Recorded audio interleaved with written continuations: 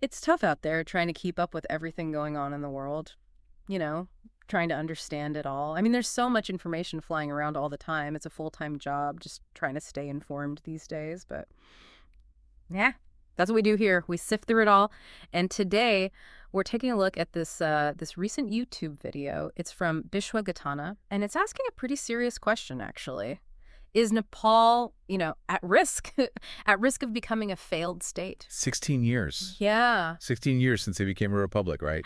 Since the Shah dynasty ended in 2008. It makes you wonder if things are really working out. 16 years, it's more than a decade and a half, like that's enough time to kind of get settled, get your feet under you. And, I think that's what this video is really getting at. It's saying, okay, is this a turning point for Nepal? Are they gonna really make this republic thing work?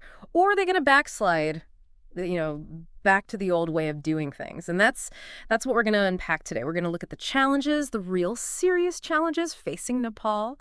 We're going to look at why monarchist movements are becoming, well, more vocal. And we'll try to figure out where all of this might lead. Nepal in 2006. Remember the People's Movement? Huge. It was a huge moment. That was the beginning of the end for the monarchy, the direct royal rule. And then in May of 2008, bam, a republic. There was so much optimism back then. It was really something. Everyone was hoping for so much, right? Like more freedom, a more inclusive society. They wanted everyone to have a seat at the table, to feel represented. And finally, they wanted solutions. They wanted to tackle poverty, inequality, the political instability, all those problems that had been dragging them down for, well, forever. I mean, you got to remember they were leaving behind a monarchy that had been in place for, 240 years? It was huge, a massive change. And it felt like the start of something completely new, something better. Fast forward to now, and, well, things haven't exactly gone as planned. This video paints a very different picture, a much more difficult reality. Political instability, corruption, ineffective governance, it's all there. And a lot of Nepalese people feel let down.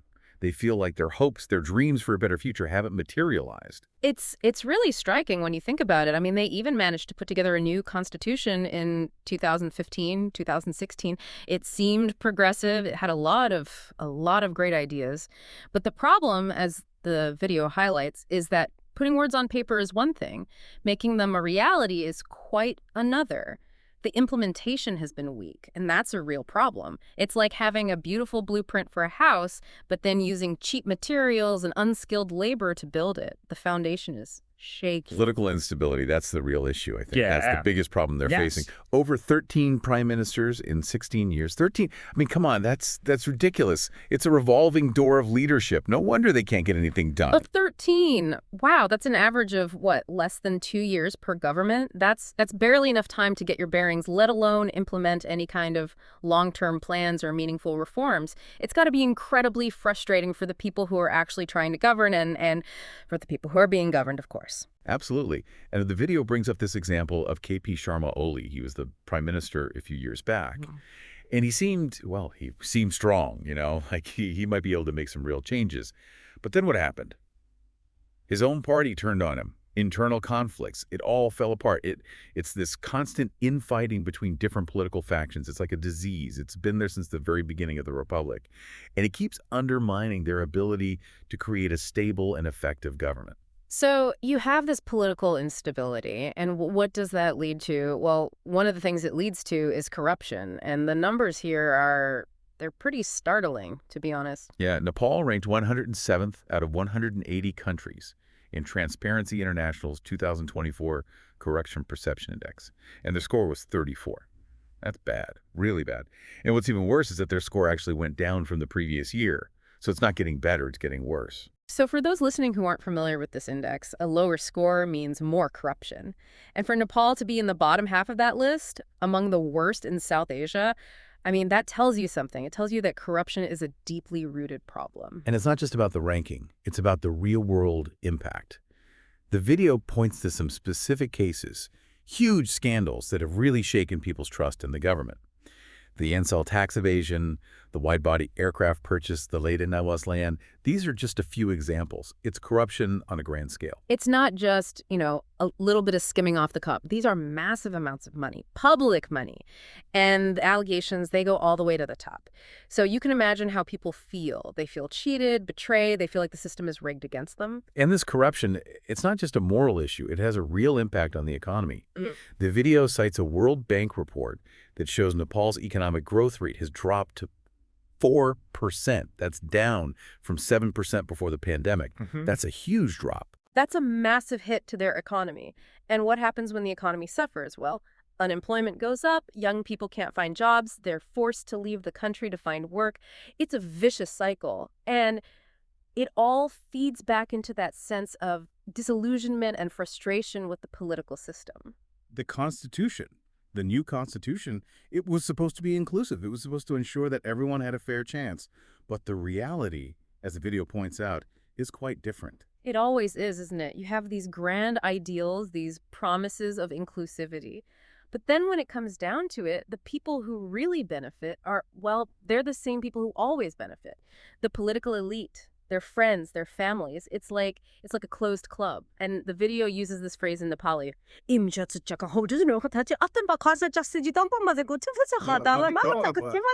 basically means that family connections, friendships, loyalty to the party, that's what gets you ahead. Exactly. And the video argues that this has left certain communities feeling marginalized. The Madhisi, the Janajati, the Dalit communities, they were hoping for real change, for equality, for a chance to participate fully in society. But they're still being left behind. It's like that saying, it's not what you know, it's who you know. And that's a problem, a big problem. It's so frustrating. These communities, they had such high hopes for the Republic. And sure, there have been some improvement. I mean, access to basic services like healthcare, education, electricity, those have gotten better. But not enough. Not nearly enough to meet people's expectations. The government's response to the COVID-19 pandemic, the slow pace of reconstruction after the earthquake, those were major setbacks. They really damaged people's faith in the government's ability to handle crises, to take care of its people. So you have all of this discontent, this frustration, this sense that the Republic isn't working. And what happens? Well, people start looking for alternatives. And that's where things get really interesting. Because one of the alternatives that's gaining traction is, well, it's the monarchy, the old monarchy. And the interesting thing is, the former King Gyanendra Shah, he's been making some moves. He's been dropping hints. He's been doing these tours around the country. He's been meeting with people, listening to their concerns. And it's like he's testing the waters. He's seeing if there's enough support for a comeback. And he's not alone, right? The Rashtriya Prajatantra Party, the RPP, they're openly advocating for the return of the monarchy. And they're not the only ones. There are other groups, smaller groups, but they're making noise. They're saying that the monarchy brought stability, that it brought unity, that things were better back then. But the video, it also acknowledges the counterarguments. It points out that the younger generation, the people who grew up under the Republic, they don't really have any experience with the monarchy. They value their freedom, they value equality, and they're skeptical. Yeah. They're skeptical of this idea of going back to the old ways. It makes sense, doesn't it? For them, the monarchy is like ancient history. It's something their parents or grandparents talk about. And they're thinking, why would we go back to that? We have freedom now. We have rights. Why would we risk losing them? And the marginalized communities, the ones who face discrimination under the monarchy, they're even more skeptical. They see the monarchy as a symbol of oppression, a threat to their identity, to their hard-won rights. Right, and the video points out that the RPP, the party that wants to bring back the monarchy, they only got 5.5% of the vote in the last election. So it's not like there's this huge groundswell of support for the monarchy. But, and this is a big but, the video argues that the Republic's failures are actually strengthening the monarchist movement. The more the Republic struggles, the more people might start thinking, hey, maybe the old ways weren't so bad after all. Exactly. And that's a dangerous situation. Because nostalgia can be a powerful force, especially when people are feeling disillusioned and desperate for change. It's like when you're a kid and you think about how great summer vacation was. You remember all the fun you had, all the freedom, but you forget about the boring days, the fights with your siblings, the sunburn. It's easy to romanticize the past. To understand where Nepal might be headed, the video looks at other countries that have gone through similar crises. Sri Lanka, for example. They had huge protests in 2022. People were fed up with the corruption, the economic collapse. The whole system was falling apart. Myanmar, too, right? They were making progress towards democracy, and then bam, the military takes over. Coup d'etat, instability, human rights violations, economic hardship. It's a mess. And even Thailand, they still have a monarchy, but they're constantly dealing with political instability and military intervention. It's like a cautionary tale. It shows what can happen when a country can't get its act together. The video's point is that Nepal isn't immune to these kinds of problems. They're facing many of the same challenges, the same vulnerabilities, and that raises a very serious question. Could Nepal become a failed state? It's a scary thought, but it's a question that needs to be asked. And the video tries to answer it by first defining what a failed state actually is. And they say it's a state that can't fulfill its basic responsibilities to its people. It can't provide security. It can't enforce the rule of law. It can't provide basic services. And they emphasize that it's not like a light switch. It doesn't happen overnight. It's a process. It's a gradual decline. And there are warning signs. They call them bilanwas. And they use examples of countries that have experienced state failure to illustrate these signs. Somalia, Syria, South Sudan, Afghanistan.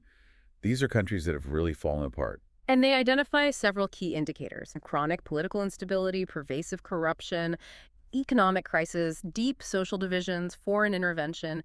These are the things to watch out for. And when you look at Nepal, well, it's hard not to see some of those same warning signs. The political instability, the constant changes in government, that's a big one. The corruption, the terrible ranking in the Corruption Perception Index, the scandals, that's another one.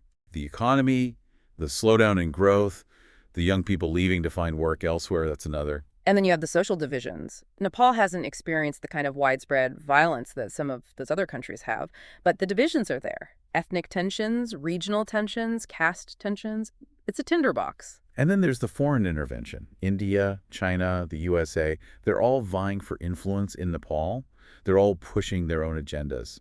And that can make it very difficult for Nepal to chart its own course. So the video's conclusion is that Nepal is showing some of the signs of a state that's heading towards failure. They're not there yet, not by a long shot, but they're on a dangerous path. And the question is, can they change course?